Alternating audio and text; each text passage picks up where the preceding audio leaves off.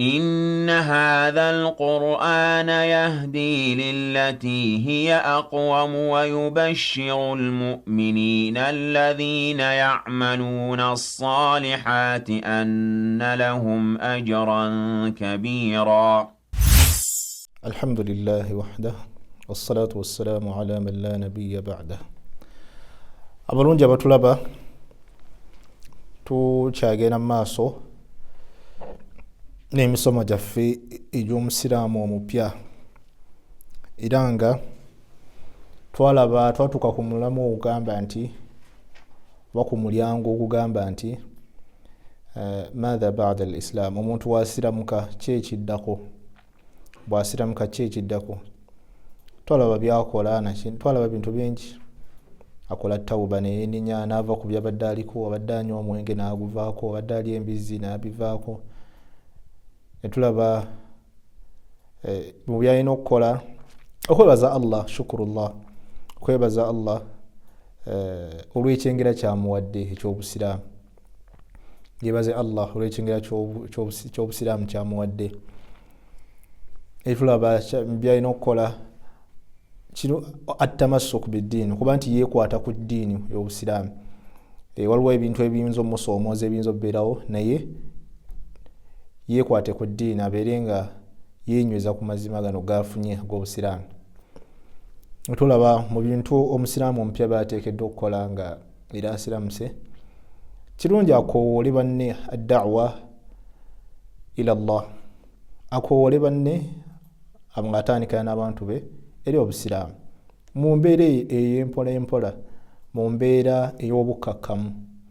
Era nga omusomo gwaffe ogwaggwa twalaba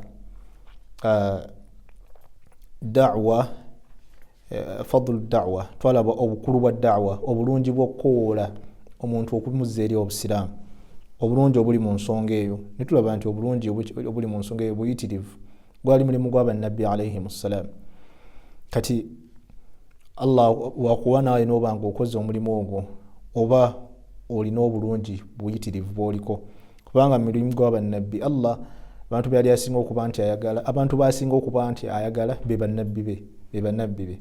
Kati obanga naawe oli mu bigere bya bannabbi ba Allah, kwowoola abantu okubazza eri Allah subhanahu wa ta'ala, bawona okuzikirira ku bulamu buno obw'ensi n'obulamu bwa akhira, n'obazza eri ekitangaala eky'obusiraamu, mazima oba olina obulungi buyitirivu nnyo bw'oba otuuseeko. Era tulaba obujulizi obuyitirivu ku nsonga eyo.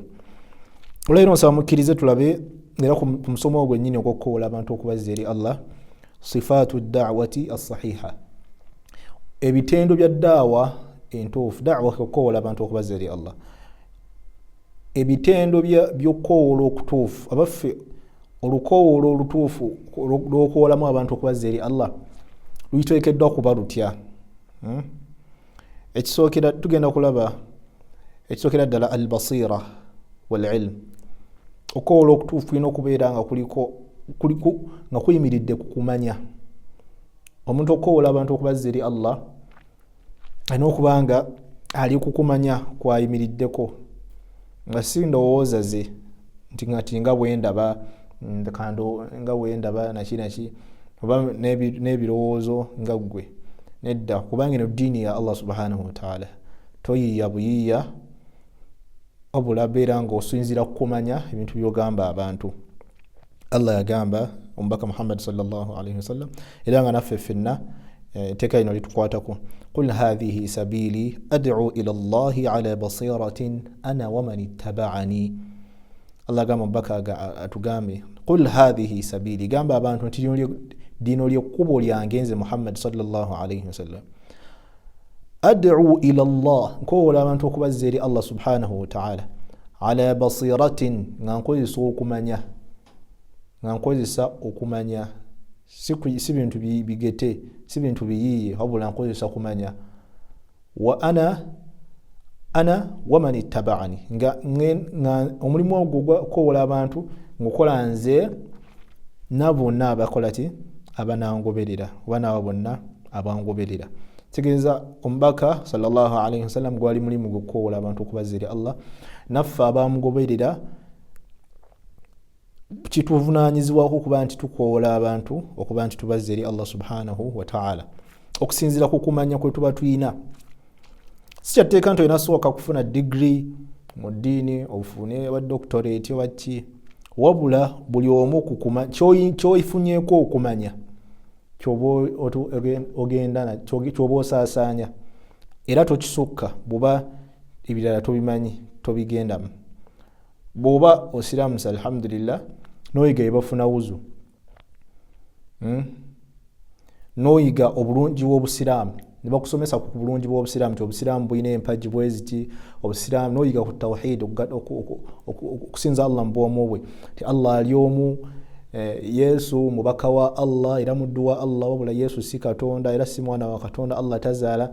Okwo kumanya okuyize genda kuba osomesa kubanga okutegedde okwo okumanya okwo okutegedde naye nga tonayiga ate kusaala kuba katugambe osizira musereero. Mukwano gwo muganda wo maama wo mukoole ngera bw'osoma weyongera bw'osoma esswala bw'osoma ebirala nga kati kino kya tawhidi kyokitegedde ky'oba okoolerako tosusukka kuyingira mateeka malala kuba kati amateeka g'esswala tonnagayiga naye tawhidi y'omuyize okwawula Allah okimanyi nti Allah yateekeddwa okusinzibwa, omanyi nti Yesu omanyi ekifo kye mu busiraamu nti Yesu mubaka wa Allah, ekyo ky'oba ogamba abantu tibannaye Allah ali omu. Allah yatuma Yesu nga mubaka wabula Yesu si Katonda. Okwo kumanya okufunye kw'oba osaasaanya toyingirira ate mateeka ga kusiiba kuba tonnakuyiga amateeka gakwatagana ku Ramadaan okusiiba bakwatagana ku hijja amateeka g'abantu tonnagayingiramu. Koma wano ku by'omaze okuyiga n'obyekakasa by'oba osaasaanya ng'okoola abantu eri Allah subhanahu wa ta'ala. Kyanti era ge makulu ga hadithi egamba nti ballighu anni walau aya, Omubaka yagamba alayhi salatu wassalam ti mutuuse amawulire nga mugajja kunze ne weba aya emu yokka beeranga mugituusa eri abantu. Nabwe kityo okoola kulina okuba nkuyimiridde kumanya. Ekirala okoola kuno kulina okuba nkuyimiridde ku al-hikmatu fi da'wa. Al-hikma ng'ogamba okozesa al-hikma kwe kubeera nti okola ekintu ekisaanidde mu kiseera ekisaanidde era n'okikola nga bwe kisaanidde era mu mbeera esaanidde, kibayita hikma. Kwegamba okuba n'amagezi n'okugeraageranya okutuufu ng'okoola abantu. Bw'obanga gw'okoola musajja mukulu, funa olulimi olutuufu luboogera n'abantu abakulu. Tumala gayogera nti kale mmwe musinza bibumbe, mmwe mugenda mu muliro, totandika bw'otyo, wabula tandika mpola mpola. Hikma sooka obuuza abantu muli mutya, omwebuuze naki katugambe taata wo oba maama wo oba muntu muganda wo, beera ng'oyogera naye mu njogera entuufu. Allah agamba nti ud'u ila sabili rabbika bilhikmati walmaw'izati alhasana wajadilhum billati hiya ahsan. Tegeno Allah subhanahu wa ta'ala yalagira omubaka alayhi salatu wassalam nga naffe atulagira nga tugamba tukoola abantu okubazza eri Allah subhanahu wa ta'ala nga tukozesa amagezi, nga tupima bulungi byetwogera, nga twegendereza byetwogera era nga tukola ebintu ebituufu mu kubakoola mu magezi era nga tukozesa okubuulirira okulungi okutaliimu kukosa bantu n'okubakkakkanya. Era nga olina okuba nga mu hikma mulimu okuba nga olina ekisa. Kyanti Allah yagamba Omubaka alayhi salatu wassalam famima rahmatin min Allahi linta lahum walau kunta faddan ghalidha alqalbi lanfaddu min hawlik. Nabbi Muhammad alayhi salatu wassalam singa yali muzibu nnyo nga wabboggo nga aboggola nga muzibu nga mukambwe muzibu, abantu bandibadde bamudduka, tewandibadde muntu yenna amubeera kumpi, naye yali mukwata mpola alayhi salatu wassalam nga akoola abantu mu bulungi mu bukkakkamu. Tolwana n'abantu kubakoola eri busiraamu, nedda tubakaka mpola mpola bajja kubeera nti bakola ki bakkiriza obubaka buno obw'ekitiibwa obw'obusiraamu. Nabwe kityo tujja nsaba omukkiriza kibe nga tukoma wano nga tulabye mu musomo gaffe okukoola bukulina okuba okutuufu. Tulabye ebintu bibiri ng'omuntu oba okoola abantu okubazza eri Allah kulina okuba nga okukoolako kuliko ebintu bibiri. Ekisooka al-ilm wal-basira, ng'okozesa kumanya kyomanyi kyotegedde okuva mu Qur'an ne mu hadithi za Nabbi, mu nsomeso za Nabbi alayhi salatu wassalam, nga zokozesa okumanya okwo. Ekirala nga okozesa amagezi al-hikma, amagezi n'ogwegendereza n'okuba nti oyogera ebisaanidde mu mbeera esaanidde era mu kiseera ekisaanidde. Ebintu ebyo bibiri tubyekwateko nnyo inshallah nga tukoowola abantu okubazza eri eddiini ya Allah subhanahu wa ta'ala.